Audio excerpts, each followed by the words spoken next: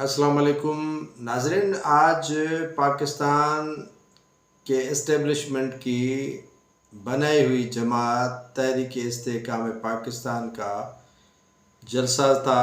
जलसे में ये तवक्को की जा रही थी कि शायद अच्छी खासी अवाम इस जलसे में शरीक होगी और पीटीआई की मुतबादिल जमात जो बनाई गई है धड़ाधड़ लोग उसमें शामिल कराए जा रहे हैं, तो उसमें यकीनन अवाम की जमे गफ़ीर होगी, जिससे अलीम ख़ान, जहांगीर तरीन, फिरदौस आशिक अवान और फयाज़ुल हसन चौहान बड़े गर्म जोशी से खिताब करेंगे। लेकिन अवाम की तादाद न होने के बराबर थी और मायूस कुन जलसा जो इस्तेहकाम पाकिस्तान ने किया वो था।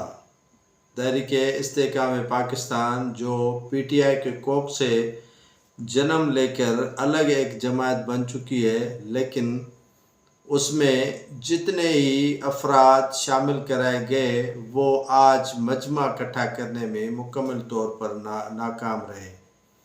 तवक्को यही की जा रही थी कि इस्तेहकाम पाकिस्तान का कहते हैं कि फ़र्स्ट इम्प्रेशन लास्ट इम्प्रेशन, कि पहला जलसा तारीखी जलसा होगा, लेकिन वो जलसा बिल्कुल ही उनका मायूस कुन जलसा था। उनमें अवाम की तादाद न होने के बराबर थी।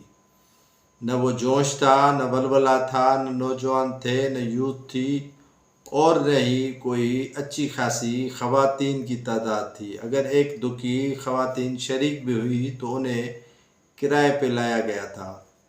जहांगीर तरीन ने वही रटी हुई बातें बताई जो पिछले 10 सालों से सुनते आ रहे हैं। न कोई नया मंशूर दिया, न ही अवाम को कोई आगे का लाहेअमल बताया। बस वही रटी पिटी हुई बातें बताई जो इमरान खान के दौर में जहांगीर तरीन बताते थे।